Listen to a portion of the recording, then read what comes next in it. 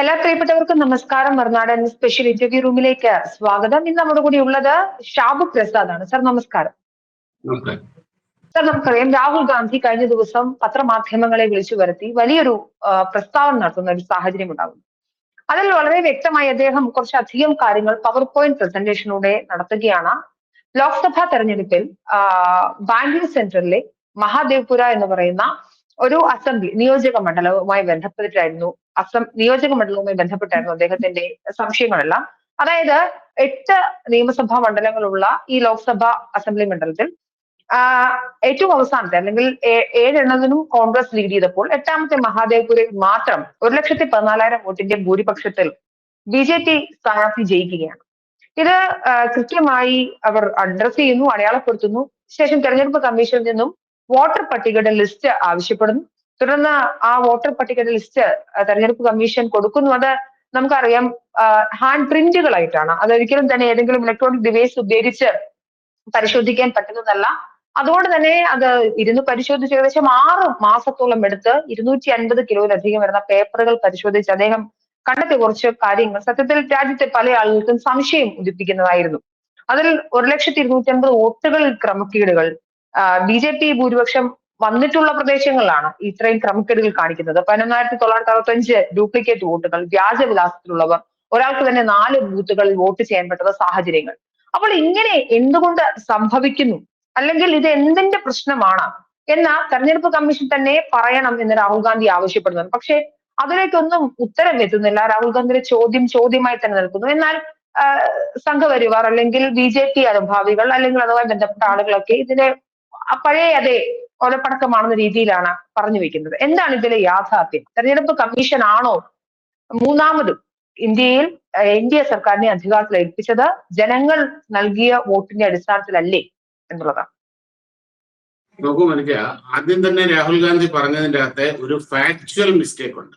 ഈ മഹാദേവപുര മണ്ഡലത്തിൽ 7 നിയമസഭാ മണ്ഡലങ്ങളല്ല 8 എണ്ണമാണ് ഉള്ളത്. അതൊന്ന്. പിന്നെ അവിടെ 3 മണ്ഡലങ്ങളിൽ BJP ഞാൻ പറഞ്ഞത് 8 മണ്ഡലങ്ങളുണ്ട്. അതിൽ 7 എണ്ണത്തിലും ലീഡ് വന്നു. ഒന്നിൽ ഓക്കെ. അതില് ആ 7 എണ്ണത്തിലല്ല BJP ഒരു മണ്ഡലത്തിലല്ല 3 മണ്ഡലത്തിൽ ലീഡ് ചെയ്യുന്നുണ്ടായിരുന്നു. 5 എണ്ണത്തിൽ കോൺഗ്രസും 3 എണ്ണത്തിൽ BJPയും ആണ് ലീഡ് ചെയ്തിരുന്നത്. അത് അങ്ങനെ ഒരു ഫാക്ച്വൽ, വളരെ സീരിയസ് ആയിട്ടുള്ള ഒരു ഫാക്ച്വൽ എറർ അവിടെ ഉണ്ട്.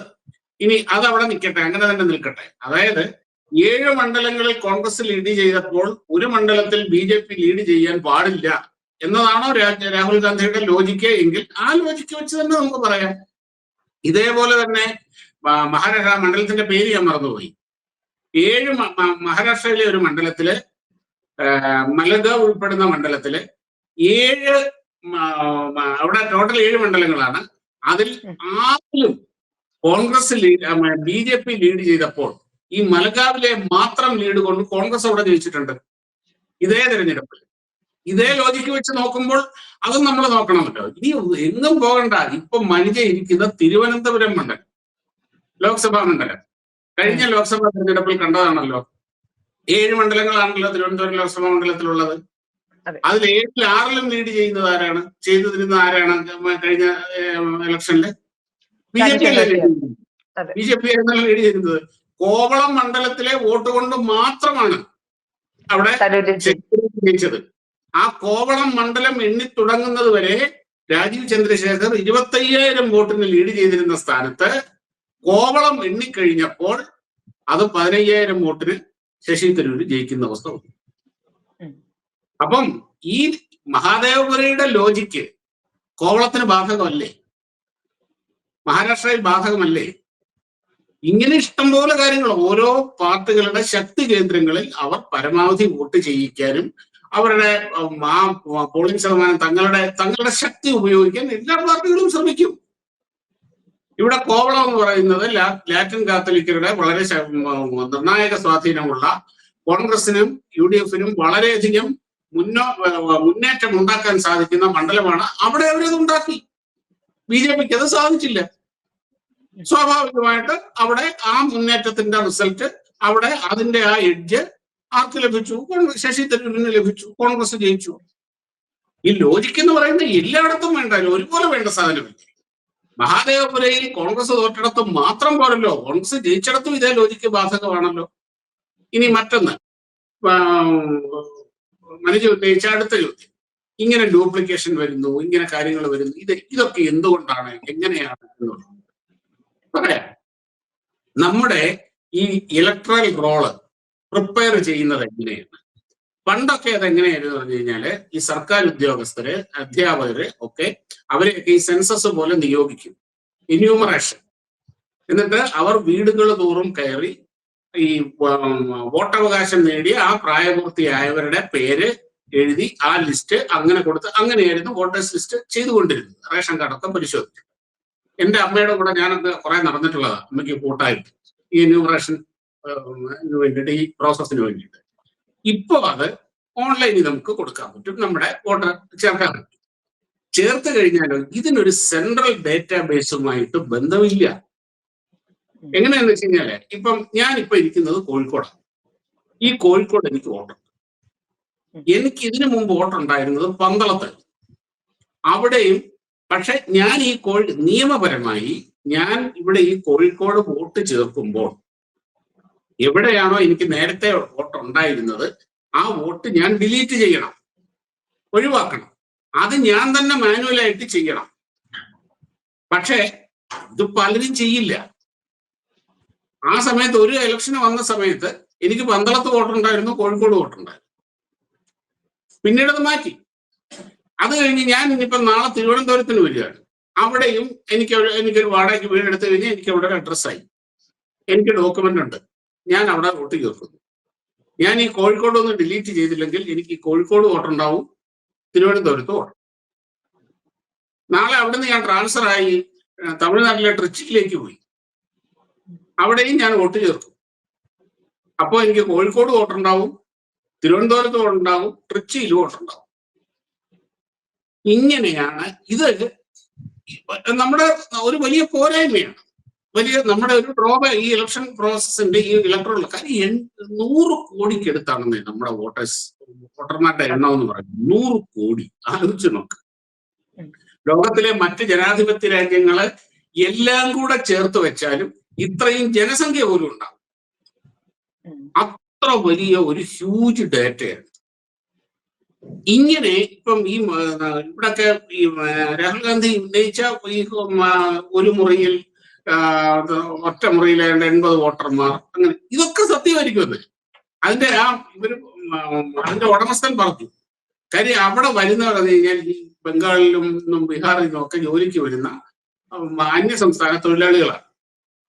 അവരവിടെ വന്ന് കൂടി വന്ന് 6 മാസമാണ് നിൽക്കുക. അവരവിടെ നിന്ന് പോവുകയും ചെയ്യും. അവർക്ക് വോട്ട് ചെയ്യാൻ വേണ്ടിയിട്ടല്ല ഈ ഒരു സാധനം എടുക്കുന്നത്. അവർക്കൊരു ഐഡന്റിറ്റി പ്രൂഫ് വേണം, ID പ്രൂഫ് വേണം. ഏതൊക്കെയാണ് നമ്മുടെ നാട്ടിൽ അംഗീകരിക്കപ്പെട്ടുള്ള ID പ്രൂഫുകൾ?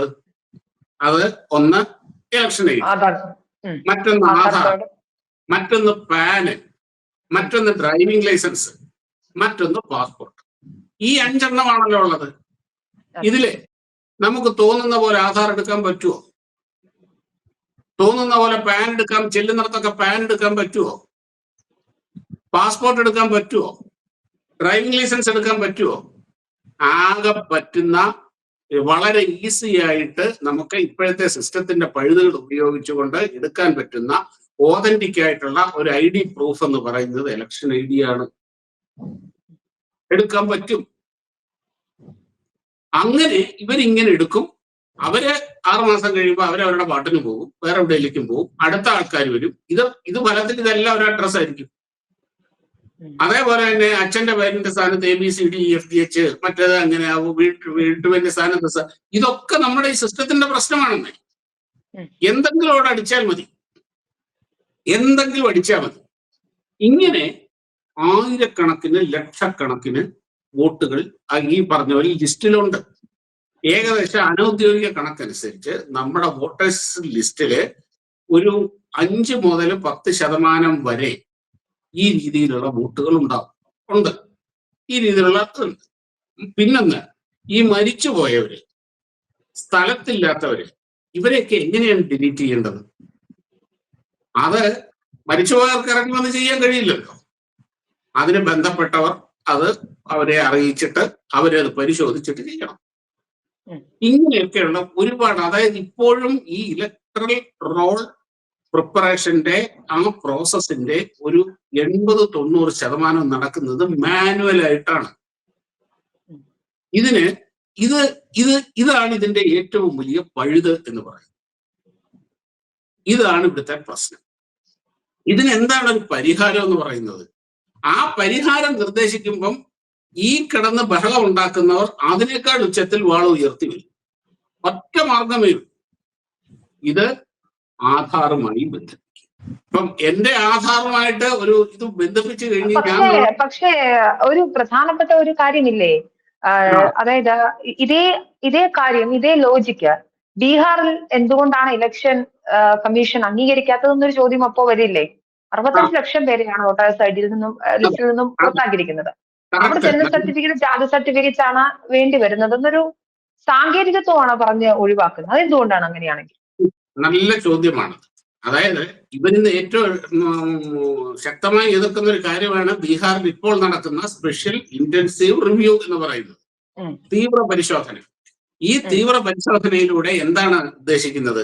സത്യത്തിൽ മനുജ അതല്ലേ വേണ്ടത്? അനധികൃതമായിട്ട് കടന്നുകൂടിയവര്, ഡ്യൂപ്ലിക്കേഷൻസ്, മരിച്ചുപോയവര്, നാട് വിട്ടുപോയവര്, സ്ഥലത്തില്ലാത്തവര്, ഇവരെയൊക്കെ വോട്ടേഴ്സ് ലിസ്റ്റിൽ നിന്ന് ഒഴിവാക്കണ്ടേ?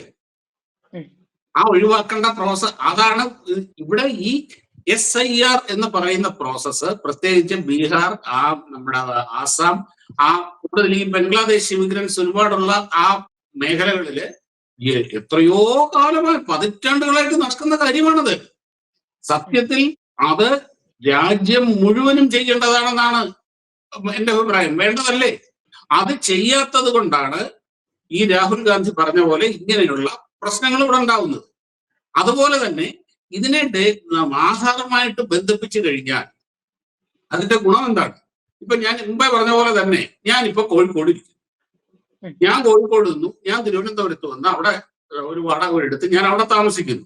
ഞാൻ അവിടെ വോട്ട് ചേർക്കുമ്പോൾ എനിക്ക് ഓൺലൈനിൽ ചേർക്കാം. ആ സമയത്ത് പറയുന്നത് ഇയാള് ഇവിടെ കോഴിക്കോട്ടെ വോട്ടറാപ്പാ, എന്താ വേണ്ട, ഇയാൾക്ക് കോഴിക്കോട് വേണം, തിരുവനന്തപുരം. അപ്പോ ഞാൻ കോഴിക്കോട്ടെ എന്റെ ലിസ്റ്റിലുള്ളത് ഞാൻ ഡിലീറ്റ് ചെയ്താൽ മാത്രമേ എനിക്ക് തിരുവനന്തപുരത്ത് വോട്ടിൽ അതിന്റെ ലിസ്റ്റ് കയറാൻ കഴിയുള്ളൂ. അത് വേണം. തീർച്ചയായിട്ടും ഈ പറഞ്ഞത് ഒരു വളരെ വാലിഡ് ആയിട്ടുള്ള ഒരു പോയിന്റ് ആണ്. പലപ്പോഴും നമുക്കറിയാം, നമ്മൾ ഒരു രൂപ വരെ ഡിജിറ്റൽ ട്രാൻസാക്ഷൻ നടത്തുന്ന ആൾക്കാരാണ് UPI സ്കാൻ വഴി. അങ്ങനെ ഒരു രാജ്യത്ത് നമുക്ക് ഇത് എത്രയോ എളുപ്പത്തിൽ നടക്കാൻ പറ്റുന്നതാണ് ഇത്തരത്തിലുള്ള കാര്യങ്ങളെ വളരെ അഡ്വാൻസ്ഡ് ആക്കി മാറ്റുന്ന ഒരു സിറ്റുവേഷൻ. ഇന്ത്യയിൽ എപ്പോഴും അത് എല്ലായിടങ്ങളിലും ഒന്നുമല്ല, കേരളത്തിന്റെ പശ്ചാത്തലത്തിലല്ല നമ്മൾ ഉത്തരേന്ത്യയിൽ നിന്ന് കാണേണ്ടുന്ന ബോധ്യവും എനിക്കുണ്ട്. എന്നാൽ പോലും ഈ പറഞ്ഞൊരു ട്രാൻസ്പെറൻസി ഇല്ലാത്തതാണല്ലോ എന്റെ ഒരു പ്രധാനപ്പെട്ട പ്രശ്നം. ഇപ്പൊ ഞാൻ ഇപ്പൊ തിരുവനന്തപുരത്താണ്, ഞാൻ കോട്ടയംകാരിയാണ്. ഞാൻ ഇപ്പോ ഇവിടേക്ക് ആധാർ കാർഡ് അഡ്രസ്സ് മാറ്റിയാൽ എനിക്ക് കോട്ടയത്തും തിരുവനന്തപുരത്തും ഈ പറഞ്ഞതുപോലെ വോട്ടർ പട്ടികയിൽ പേര് വരുന്ന സാഹചര്യം ഉണ്ടായിട്ടുണ്ട്. ഞാൻ എറണാകുളത്തായിരുന്നപ്പോൾ അങ്ങനെ വന്നിട്ടുണ്ട് ഞാൻ കുറെ അധികം. അപ്പൊ അതുകൊണ്ടാണ്. അല്ല, അതാണ് ഞാൻ പറഞ്ഞത്. ഇപ്പം ഈ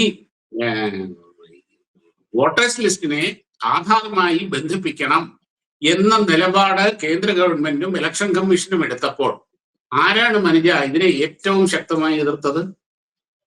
ഇതേ ആൾക്കാർ തന്നെയാണ്. ഇനി മറ്റൊന്ന്, നമ്മൾ ഈ കേരളത്തിന്റെ പശ്ചാത്തലം, ഉത്തരേന്ത്യയുടെ പശ്ചാത്തലം അതൊന്നും പറയണ്ട. ഇവിടെ ഈ കണ്ണൂര് ഇലക്ഷൻ നടക്കുന്ന സമയത്ത് ഇവിടെ ഒരു വലിയ തമാശ ഉണ്ട്. മരിച്ചുപോയ പരേതാത്മാക്കളെ കാണണമെങ്കിൽ ഇലക്ഷൻ ദിവസം കണ്ണൂരെ ചില മണ്ഡലങ്ങളിൽ ചെന്നാൽ മതിയത്.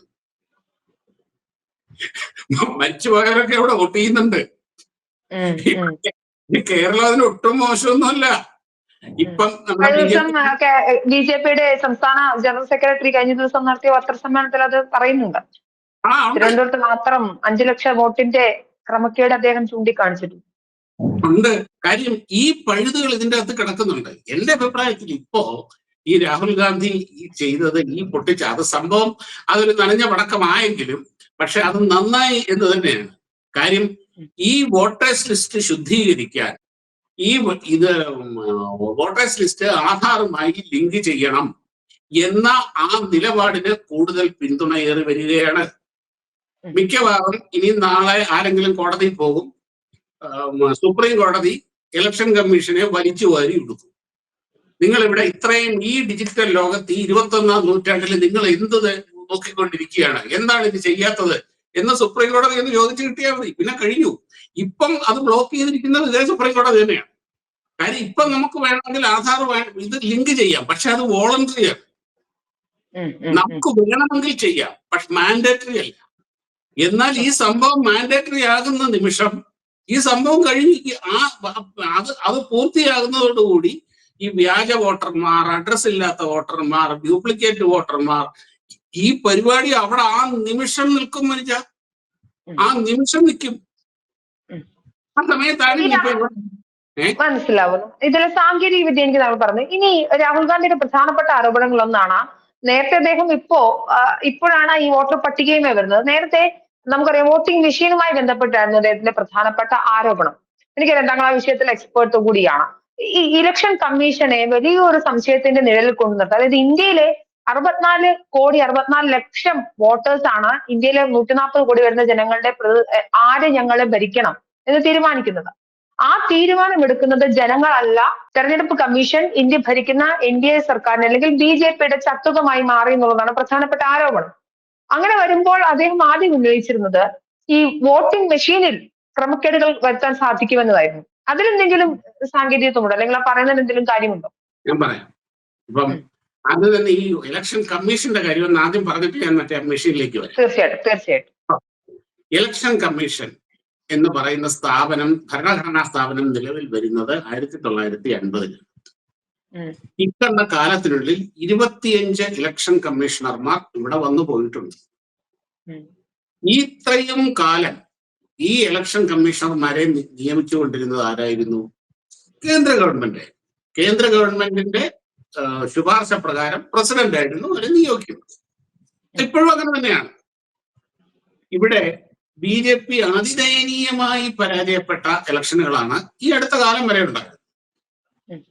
2 സീറ്റ് മാത്രം സാക്ഷാൽ വാജ്പേയി വരെ തോറ്റ ഇലക്ഷനുണ്ട്.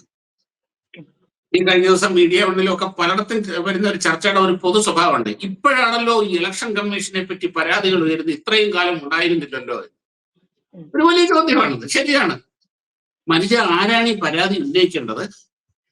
ആ സമയത്തെ പ്രതിപക്ഷമാണത് ചെയ്യേണ്ടത്, അല്ലേ? ആ സമയത്തെ പ്രതിപക്ഷം BJP ആണ്. BJP ഒരിക്കലും ഇലക്ഷൻ കമ്മീഷനെ നിന്ദിച്ചിട്ടില്ല, അപമാനിച്ചിട്ടില്ല. ദയനീയമായി പരാജയപ്പെട്ടപ്പോഴും ആ ജനവിധിയെ എല്ലാ വിനയത്തോടും കൂടി അംഗീകരിക്കുകയാണ് ചെയ്തിട്ടുള്ളത്. ഇപ്പോൾ ഈ പ്രശ്നം ഉന്നയിക്കുന്നതും ഇപ്പോഴത്തെ പ്രതിപക്ഷമാണ്. അന്നത്തെ പ്രതിപക്ഷം കാണിച്ച മാന്യതയും ആ ഒരു കമ്മിറ്റ്മെന്റും ഇന്നത്തെ പ്രതിപക്ഷത്തിന് ഇല്ലാത്തത് കൊണ്ടാണ് ഈ ആരോപണങ്ങൾ ഉണ്ടാകുന്നത്. ഇനി അതവിടെ നിൽക്കട്ടെ. അതെന്നെ ഇനി ഇലക്ട്രോണിക് വോട്ടിംഗ് മെഷീൻ ആദ്യമായി ഉപയോഗിക്കുന്നത് 1982-ലാണ്. അത് കേരളത്തിലെ വടക്കൻ പറവൂർ മണ്ഡലത്തിലാണ് ആദ്യ 82-ലെ അസംബ്ലി ഇലക്ഷനിലെ ഈ EVM ഉപയോഗിക്കുന്നത്. അതായത് രാജീവ് ഗാന്ധിയുടെ അമ്മൂമ്മ ഗാന്ധി പ്രധാനമന്ത്രിയായിരുന്ന സമയത്ത്, ആ സമയത്ത് 82-ൽ. പക്ഷെ ആ ഇലക്ഷൻ കോടതി കയറി, കോടതി അത് ആ റിസൾട്ട് ക്യാൻസൽ ചെയ്തു. കാരണം എന്താണെന്നാൽ ജനപ്രാതിനിധ്യ നിയമത്തിൽ ഇതിനുള്ള നിയമ നിർമ്മാണം നടത്തിയിരുന്നില്ല. അന്നത്തെ ആ നിയമം അനുസരിച്ച് ബാലറ്റ് വെട്ടി, ബാലറ്റ് പേപ്പർ ഒപ്പിട്ട് വാങ്ങുക, ഇങ്ങനത്തെ പരിപാടികളൊക്കെ ഉണ്ട് ആ നിയമത്തിന്റെ ഇതിൽ. അതിൻ്റെ അകത്ത് ഇലക്ട്രോണിക് വോട്ടിംഗ് മെഷീൻ എന്ന് പറയുന്ന ഒരു സാധനം ഇതിൻ്റെ അകത്ത് ഇല്ലാത്തത് കൊണ്ട് സാങ്കേതികമായി ആ ഇലക്ഷൻ ക്യാൻസൽ ചെയ്തു, വീണ്ടും അവിടെ ബൈ ഇലക്ഷൻ നടത്തി. അതിനുശേഷം രാജീവ് ഗാന്ധിയാണ് ഈ ഇലക്ട്രോണിക് വോട്ടിംഗ് മെഷീന്റെ ഉപയോഗം അതിനു വേണ്ടിയിട്ട് ജനപ്രാതിനിധ്യ നിയമം ഭേദഗതി ചെയ്തത്. ഈ മെഷീൻ ഉണ്ടാക്കുന്നത് ECIL എന്ന് പറയുന്ന ഹൈദരാബാദിലെ സ്ഥാപനമാണ്. Electronic corporation of India limited എന്ന് പറയുന്ന പൊതുമേഖലാ സ്ഥാപനമാണ്. ഇനി അതൊന്ന്, ഇനി ഇത് മാനിപ്പുലേറ്റ് ചെയ്യാൻ കഴിയില്ലേ, മെഷീൻ അല്ലേ എന്നുള്ളതാണ് ഇവിടുത്തെ അടുത്ത ചോദ്യം. അല്ല, അതിലേക്ക് വരാം. അതിനുശേഷം ഈ ജനപ്രാതിനിധ്യ നിയമം പാസ്സാക്കിയതിനു ശേഷം നടന്ന എല്ലാ തെരഞ്ഞെടുപ്പുകളിലും ഘട്ടമായി കുറേശ്ശെ അവിടെ ഇവിടെയൊക്കെ ഉപയോഗിച്ച് പടിയായി വന്ന് 2001 കേരളത്തിൽ, അതും കേരളത്തിലാണ് ആദ്യമായി വ്യാപകമായി ഇലക്ഷൻ പൂർണ്ണമായും EVM-ന്റെ അടിസ്ഥാനത്തിൽ നടന്ന ആദ്യത്തെ തെരഞ്ഞെടുപ്പ്. 2001 കേരളം, തമിഴ്നാട്, പശ്ചിമ ബംഗാൾ ഈ സംസ്ഥാനങ്ങളിൽ നടന്ന നിയമസഭാ തെരഞ്ഞെടുപ്പ്. അതിനുശേഷം 2004 പൊതു തെരഞ്ഞെടുപ്പിലാണ് ആദ്യത്തെ പാർലമെന്റ് ഇലക്ഷനിൽ പൂർണ്ണമായും EVM ഉപയോഗിച്ചത്. ആ EVM-ൽ കൂടെ അധികാരത്തിൽ വന്നത് കോൺഗ്രസ് ആണ്. അന്ന് BJP തോറ്റു 2004. 2009 തെരഞ്ഞെടുപ്പിലും കോൺഗ്രസ് തന്നെയാണ് അധികാരത്തിൽ വന്നത്. അതും EVM-ലാണ്. അതായത് കഴിഞ്ഞ 25 വർഷമായി, 4 നൂറ്റാണ്ടായി ഈ രാജ്യത്ത് നടക്കുന്ന തെരഞ്ഞെടുപ്പുകളെല്ലാം EVM-ലാണ്. അപ്പോൾ ഞങ്ങൾ തോക്കുമ്പോൾ മാത്രം EVM-നെ കുറ്റം പറയുക, ജയിക്കുമ്പോൾ അത് വളരെ ജനാധിപത്യപരമായി മാറുക എന്ന് പറയുന്നത് ഇതിനെക്കാട്ടി വലിയ ഒരു വില കുറഞ്ഞ തമാശയുണ്ടോ, ഒരു കാപട്യമോ? ഒന്ന് ആലോചിച്ച് നോക്കൂ. ഇപ്പൊ ഈ ഇവിടെ ഇന്ന് നരേന്ദ്രമോദി അധികാരത്തിൽ വന്ന EVM-ൽ കൂടെയാണ്. ഇതേ ആൾക്കാർ തന്നെ പറയുന്നു BJP-യുടെ ഭൂരിപക്ഷം കുറഞ്ഞു, BJP-ക്ക് ഒറ്റയ്ക്ക് ഭൂരിപക്ഷം കിട്ടിയില്ല, ജനങ്ങൾ തിരസ്കരിച്ചു. അത് ഇത് രണ്ടും കൂടെ ഏതെങ്കിലും നിങ്ങൾ എവിടെങ്കിലും ഒന്ന് ഉറച്ചു നിൽക്കപ്പാ. എത്രയോ ഇടത്ത് കോൺഗ്രസ് ജയിച്ചു, എത്രയോ. 2014 ശേഷം തന്നെ കോൺഗ്രസ് ജയിച്ച എത്രയോ ഇലക്ഷൻ ഉണ്ട്. 2019 മധ്യപ്രദേശിലും രാജസ്ഥാനിലും ഒക്കെ ജയിച്ചത് കോൺഗ്രസ് ആണ്.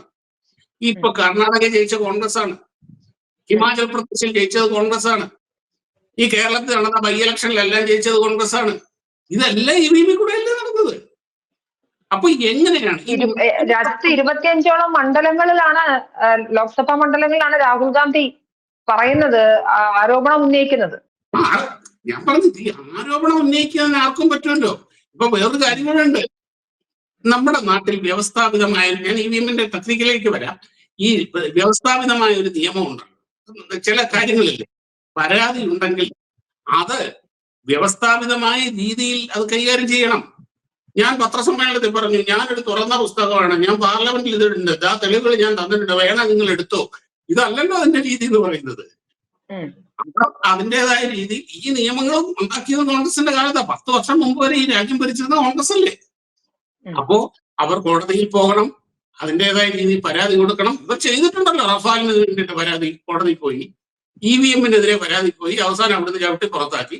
അതേ അനുഭവം തന്നെ ഇക്കാര്യത്തിൽ ഉണ്ടാവുള്ളൂ എന്നുള്ള ഉറപ്പുള്ളത് കൊണ്ടാണ് ഒരു കോടതി പോകാത്തത്. അതിന് പകരം ഇങ്ങനെ ഒരു ഹൈപ്പ് ഉണ്ടാക്കുക എന്നുള്ളതാണ്. ഇനി EVM-ന്റെ എന്തായാലും ഇതൊരു ഇലക്ട്രോണിക് സാധനമല്ലേ, അത് മാനിപ്പുലേറ്റ് ചെയ്യാൻ സാധിക്കില്ലേ? ഇങ്ങനെയൊക്കെയുള്ള ഹൈപ്പോത്തസിസുകൾ, ഇങ്ങനെ ഒരുപാട് കോൺസ്പിറസി തിയറികളുണ്ട്. നമ്മൾ ഇവിടെ ഇരുന്ന് പറഞ്ഞതാണ്. ഞാനൊക്കെ ഒരുപാട് ശത്രുക്കളെ ഉണ്ടാക്കിയ വേറൊരു കോൺസ്പിറസി തിയറി ഇപ്പൊ കഴിഞ്ഞിട്ടേ ഉള്ളൂ. നമ്മുടെ അഹമ്മദാബാദിൽ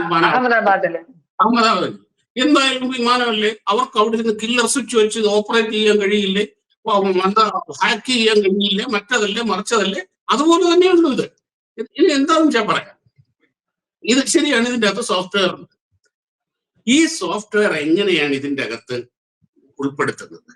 സാധാരണഗതിയിൽ നമ്മുടെയൊക്കെ ഈ ഹാർഡ് ഡിസ്കിലൊക്കെ എന്ന് പറഞ്ഞാൽ അത് ഇറേസബിൾ ആണ്. എന്നാൽ ഇതിൻ്റെ അകത്തെ സോഫ്റ്റ്വെയർ ഒരിക്കലും അതിൻ്റെ അകത്ത് കൊടുത്തു ചെയ്തു കഴിഞ്ഞാൽ അതിൽ നിന്നും മാറ്റാൻ കഴിയില്ല. കാര്യം അതിൻ്റെ അത് ബേൺ ചെയ്ത് ചേർക്കുകയാണ് ചെയ്യുക. അതൊക്കെ ചില ടെക്നിക്കൽ ടേംസ് ആണ്. ബേൺ ചെയ്യുകയാണ് ചെയ്യുന്നത്. ആ സോഫ്റ്റ്വെയർ അതിനെ മാറ്റാൻ കഴിയില്ല. അതൊന്ന്. പിന്നെ ഇതൊരു സ്റ്റാൻഡ് അലോൺ മെഷീനാണ്. സ്റ്റാൻഡ് അലോൺ, അതായത് ഒരു നെറ്റ്വർക്കുമായിട്ടും ഇത് കണക്റ്റഡ്. ഈവൻ ഇലക്ട്രിസിറ്റി ആയിട്ട് പോലും ഇത് കണക്റ്റഡ് അല്ല, ബാറ്ററി പവറിലാണ് വർക്ക് ചെയ്യും. ഇനി മറ്റൊന്ന്, ഈ നമ്മുടെ ഇലക്ഷൻ പ്രോസസ്സ് എന്ന് പറയുന്നത് നമുക്കറിയാം, മനുഷ്യക്ക് അറിയാമല്ലോ, മനുഷ്യർക്ക് സ്ഥിരമായിട്ട് വോട്ട് ചെയ്യുന്നതല്ലേ. എന്തെല്ലാം പ്രോസസ്സ് അതിൻ്റെ. ആ പ്രോസസ്സ് ഒരു വളരെ നീണ്ട, എത്രയോ ആയിരക്കണക്കിന് ആൾക്കാർ ഉൾപ്പെട്ട അതിന്റെ പരിശോധന, അതിന്റെ ഏറ്റുവാങ്ങല്, ഒപ്പിടല്, ഇതെല്ലാം കഴിഞ്ഞിട്ടാണ് ഒരു ഇലക്ഷൻ പ്രോസസ്സ് പൂർണ്ണമാവുന്നത്. അതിൻ്റെ അകത്ത് ഈ വോട്ടിംഗ് എന്ന് പറയുന്ന സാധനം മാത്രമാണ് ഈ നമ്മളിപ്പോ ഈ ഓട്ടോമേറ്റ് ചെയ്തിട്ടുള്ളത്. ബാക്കിയുള്ള മനുഷ്യൻ ഇൻവോൾവ് ചെയ്യുന്ന കാര്യങ്ങൾ, ഇതിന്റെ പരിശോധന, ബൂത്തിൽ ഇരിക്കുന്ന സമയത്ത് അതേ ആള് തന്നെയല്ലേ. ഇതെല്ലാം നടക്കുന്നത് മാനുവലായിട്ടാണ്. ഈ ഒരു ഇലക്ഷനെ അട്ടിമറിക്കണമെങ്കിൽ ഈ ലക്ഷക്കണക്കിന് ആൾക്കാരെ മുഴുവനും സ്വാധീനിച്ചാലേ നടക്കൂ. അത് നടക്കാത്ത, അത് പറ്റില്ലല്ലോ. പിന്നെ വേറെ നേരത്തെ ആണെങ്കിൽ ഇതിന്റെ അകത്ത് നമ്മൾ വോട്ട് ചെയ്ത ആൾക്ക് തന്നെയാണോ വോട്ട് വീണത് എന്ന് ഉറപ്പുവരുത്താൻ മാർഗമൊന്നും ഉണ്ടായിരുന്നു. നമ്മൾ ആ ബട്ടൺ അമർത്തുന്നു, ബീപ് ശബ്ദം കേട്ട് കഴിഞ്ഞാൽ വോട്ട് വീണു, നമ്മുടെ വോട്ട് രേഖപ്പെടുത്തിയിരിക്കുന്നു. പക്ഷെ നമ്മള് അല്ലെങ്കിൽ ഏതെങ്കിലും നമ്മളുടെ ഇഷ്ടപ്പെട്ട ഒരു സ്ഥാനാർത്ഥിക്കായിരിക്കുമല്ലോ കുത്തുക. അവർക്ക് തന്നെയാണോ അത് വീണിരിക്കുന്നത് എന്ന് നമുക്ക് ഉറപ്പുവരുത്താൻ പറ്റില്ല.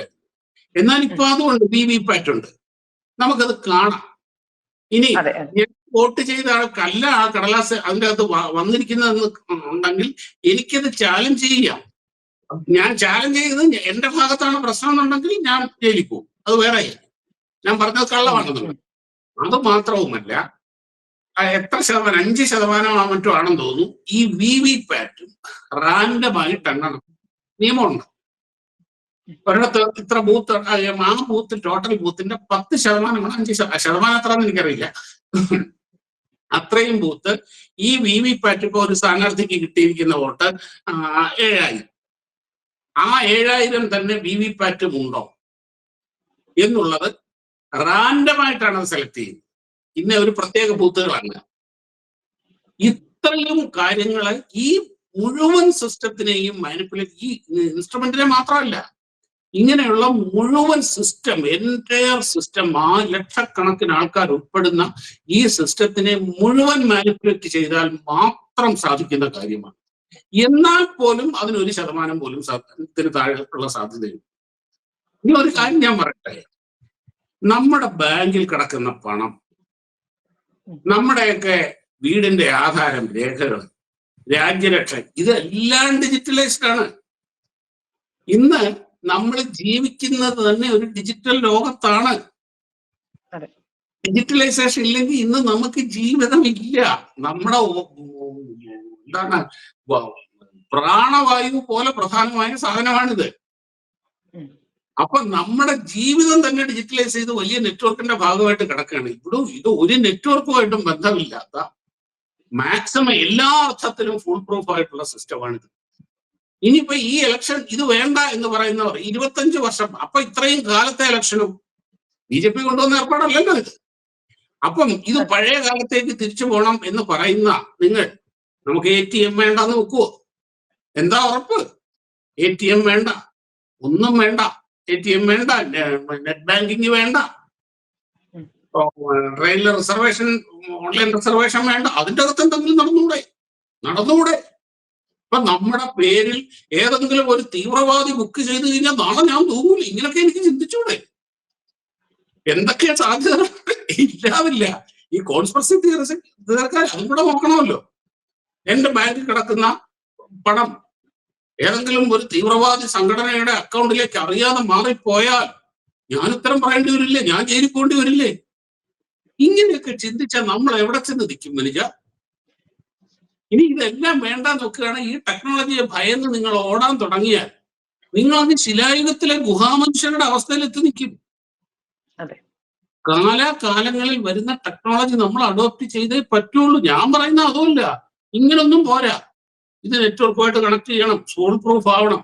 നമുക്ക് വീട്ടിലിരുന്ന് നമ്മുടെ മൊബൈലിൽ നമുക്ക് വോട്ട് ചെയ്യാം. ഞാൻ ആ പോയിന്റിലേക്കാണ് വന്നിരുന്നത്. നാളെ ഒരു ഘട്ടത്തിൽ എനിക്ക് ഒരു വോട്ട് ചെയ്യാൻ കോട്ടയം വരെ യാത്ര ചെയ്യേണ്ടി വരുന്ന ഒരു സാഹചര്യമാണുള്ളത്. ഒരു ദിവസത്തെ ലീവ് എടുത്ത് പോകേണ്ടി വരും. എനിക്ക് ഇവിടെ ഇരുന്നുകൊണ്ട് എന്റെ സമ്മതിദാനാവകാശം പൂർത്തീകരിക്കാൻ സാധിക്കണ്ടേ ഡിജിറ്റൽ ഇന്ത്യയിൽ?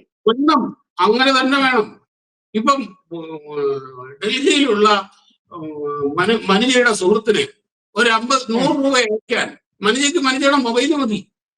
അതെ, കാലത്ത് ധാരാളം ആളുകൾ വന്ന് വോട്ട് ചെയ്ത് തിരിച്ചു പോകുന്ന സാഹചര്യം ഉണ്ട് ഇവിടെ കേരളത്തിൽ. അങ്ങനെയുള്ള ഒരു കാലത്ത് നിങ്ങൾ മനുജയുടെ വോട്ട് ചെയ്യാൻ ഒരു ദിവസം ലീവ് എടുത്ത് കോട്ടയത്ത് പോയി മെനക്കെട്ട് പോയി തിരിച്ചു വരേണ്ടി വരുന്നു എന്ന് പറഞ്ഞു കഴിഞ്ഞാൽ അതൊരു അവകാശ നിഷേധമാണ്, ഒരു മനുഷ്യാവകാശ പ്രശ്നമാണത് ഈ കാലത്ത്. അപ്പം അങ്ങനെ നോക്കുമ്പോൾ നമ്മുടെ ഇലക്ഷൻ പ്രോസസ് ഇപ്പോഴും ഒരു 50 വർഷം പിന്നിലാണ്. ഇപ്പോൾ അങ്ങനെ വേണം. ആർക്ക് എവിടെ ഇരുന്നും അവനവന്റെ മണ്ഡലത്തിലെ വോട്ട് ചെയ്യാൻ സാധിക്കണം. ആ ലെവലിൽ അതിനുള്ള ടെക്നോളജി ഇപ്പോൾ തന്നെ നമ്മുടെ കയ്യിലുണ്ട്, ഇപ്പോഴുണ്ട്. അത് മാക്സിമം സേഫ് ആയിരിക്കണം. ഇതിനൊക്കെ പഴുതുകൾ ഉണ്ടാവില്ലെന്ന് ചോദിച്ചാൽ ഉണ്ടാവും. എന്തിനാണ് ഈ ലോകത്ത് പഴുതുകളില്ലാത്തത്? പക്ഷെ അത് പരമാവധി ഫുൾ പ്രൂഫ് ആക്കുക, പരമാവധി സേഫ് ആക്കുക. അങ്ങനെയല്ലേ നമ്മളൊക്കെ വികസിക്കും. മനുഷ്യന്റെ വികസനം എന്ന് പറയുന്നത്, ഡെവലപ്മെന്റ് എന്ന് പറയുന്നത് അങ്ങനല്ലേ? ഓരോ കാലത്തുണ്ടാകുന്ന പുതിയ അറിവുകൾ, ടെക്നോളജികൾ, അതൊക്കെ നമ്മുടെ ജീവിതത്തിന്റെ ഭാഗമായി ആണ് നമ്മളൊക്കെ ഈ ലെവലിലൊക്കെ എത്തുന്നത്. ഇപ്പം ഒരു 10 വർഷം മുമ്പുള്ള ഒരു അവസ്ഥയിലാണെങ്കിൽ ഇങ്ങനെ ഒരു ഇന്റർവ്യൂ നടത്താൻ സാധിക്കുമായിരുന്നോ മനുഷ്യ? ഒരിക്കലുമില്ല, ഒരിക്കലുമില്ല. പറ്റുമായിരുന്നു. ഇത് ഇതാണ്, ഇതൊക്കെ നമ്മുടെ ഭാഗമാവണം. നമ്മുടെ ഇലക്ഷൻ പ്രോസസ്സും അങ്ങനെ തന്നെയാവണം. പിന്നെ ഇവര് ഈ EVM-നെതിരെ കുറ്റം പറയുന്നതിന്റെ ഒരു കാരണം, പഴയതിലേക്ക് പോകണമെന്ന് പറയുന്നതിന് ഒരുപാട് സൗകര്യങ്ങൾ അവർക്ക് നഷ്ടപ്പെട്ടു. ഇപ്പൊ കഴിഞ്ഞ ദിവസം ഈ കർണാടക ആഭ്യന്തരമന്ത്രിയുടെ ഒരു പ്രസ്താവന കണ്ടു. അയാൾ പ്രസംഗിക്കുകയാണ്, കന്നഡയിലാണ് അതിന്റെ ട്രാൻസ്ലേഷൻ. പണ്ടൊക്കെ എന്ത് സുഖമായിരുന്നു, അങ്ങനെ നമ്മൾ കുറച്ചുപേര് പോളിംഗ് ബൂത്തിലോട്ട് ചെല്ലുന്നു, അവിടെയുള്ള ജനങ്ങളെയൊക്കെ അവിടെ നിന്ന് ഓടിക്കുന്നു, നേരെ ബാലറ്റ് പേപ്പർ എല്ലാം എടുക്കുന്നു, നമ്മൾ തന്നെ വോട്ട് കുത്തുന്നു, മടക്കുന്നു, പെട്ടിക്കകത്തിടുന്നു, സീൽ ചെയ്യുന്നു, കൊടുക്കുന്നു. ഈ രാജ്യത്ത് നടന്നിട്ടുന്ന കാര്യമാണ് ബൂത്ത് ക്യാപ്ചറിങ്, വോട്ട് പിടുത്തം എന്ന് പറയുന്നത്. ആ സുവർണകാലം നഷ്ടപ്പെട്ടപ്പോൾ അതിന്റെ ഗുണഭോക്താക്കൾക്ക് വിഷമം തോന്നും എന്നുള്ളത് സ്വാഭാവികമാണ്. അങ്ങനെയുള്ളവർ ഈ പഴയ സിസ്റ്റം കൊണ്ടുവരണം എന്നും വാദിക്കുന്നതും സ്വാഭാവികമാണ്. പക്ഷേ അങ്ങനെയുള്ളവരുടെ ലോകത്തല്ലല്ലോ നമ്മൾ ജീവിക്കുന്നത്. നമ്മൾ ജീവിക്കുന്നത് മുമ്പോട്ട് നോക്കിയാണ്, പിന്നോട്ട് നോക്കിയല്ല. പിന്നോട്ട് നോക്കി കഴിഞ്ഞാൽ ഓടി അവസാനം നമ്മൾ ഈ പറഞ്ഞ പോലെ ആദ്യമ മനുഷ്യരിൽ എത്തേണ്ടി വരും. അതെന്തായാലും വേണ്ടല്ലോ, അതൊന്നും നമുക്ക് അംഗീകരിക്കാൻ പറ്റുന്ന കാര്യമാണ്. തീർച്ചയായിട്ടും. എന്റെ വ്യക്തിപരമായ അഭിപ്രായത്തിൽ എന്തായാലും രാഹുൽ ഗാന്ധി ഇത് കോടതിയിലേക്ക് കൊണ്ടുപോകണം. അവിടെ നിന്ന് ഇത് പ്രൂവ് ചെയ്യണം. തന്റെ കയ്യിലിരിക്കുന്ന തെളിവുകൾ വാലിഡ് ആണെന്ന് കോടതിയെ ബോധിപ്പിക്കാൻ സാധിക്കണം. അങ്ങനെയാണെങ്കിൽ രാഹുൽ ഗാന്ധി പറഞ്ഞതിൽ കാര്യമുണ്ട് എന്ന് നമുക്ക് മനസ്സിലാക്കാൻ സാധിക്കുകയുള്ളൂ. അല്ലാത്ത പക്ഷം കോടതി സ്വമേധയാ കേസെടുക്കട്ടെ, ഇലക്ഷൻ കമ്മീഷൻ സ്വമേധയാ അന്വേഷിക്കട്ടെ എന്നത് ന്യായീകരിക്കാൻ സാധിക്കുന്നുവെന്നല്ല. പക്ഷേ ഇന്ത്യയിലെ ഒരു വോട്ടർ എന്ന നിലയിൽ, നിഷ്പക്ഷമായി രാഷ്ട്രീയത്തെ കാണുന്ന ഒരു വ്യക്തി എന്ന നിലയിൽ, ഇങ്ങനൊരു ആരോപണം എന്റെ നാട്ടിലെ എന്റെ ഷാഡോ പ്രൈം മിനിസ്റ്റർ നടത്തുന്നുണ്ടെങ്കിൽ അത് പ്രൂവ് ചെയ്യാനുള്ള ബാധ്യത അയാൾക്കുണ്ടെന്നാണ് ഞാൻ വിശ്വസിക്കുന്നത്. അതുകൊണ്ട് തന്നെ അതിലേക്ക് അദ്ദേഹം പോകണം. ആ ഘട്ടത്തിൽ കോടതി പറയണം ഇത് ശരിയാണോ അല്ലയോ എന്നുള്ളത്. പക്ഷെ തെളിവുകളുടെ അടിസ്ഥാനത്തിൽ ഇപ്പോൾ ഷാവു ഉൾപ്പെടെ സംസാരിക്കുമ്പോൾ ഞാൻ മനസ്സിലാക്കുന്നതിലെ സാങ്കേതികത്വം അടക്കമുള്ള വിഷയങ്ങളിൽ രാഹുൽ ഗാന്ധിക്ക് തെറ്റുകൾ പറ്റിയിട്ടുണ്ട്, അതിന്റെ സാധ്യതകൾ ഉണ്ടെന്ന് തന്നെയാണ്. എന്തായാലും വരുന്ന ദിവസങ്ങളിൽ എങ്ങനെയാണ് കോൺഗ്രസ് കൊണ്ടുപോവുക, തെളിവുകളാണ് യാഥാർത്ഥ്യമാണെന്ന് തെളിയിക്കാൻ നമുക്ക് സാധിക്കുമോ, അതോ കോടതി ചവിട്ടി പുറത്താക്കുമോ എന്ന് കണ്ടറിയേണ്ടതുണ്ട്. ഒരുപാട് നന്ദി ഷാവു പ്രസാദ് മർനാടോട് സംസാരിച്ചു. Thank you so much.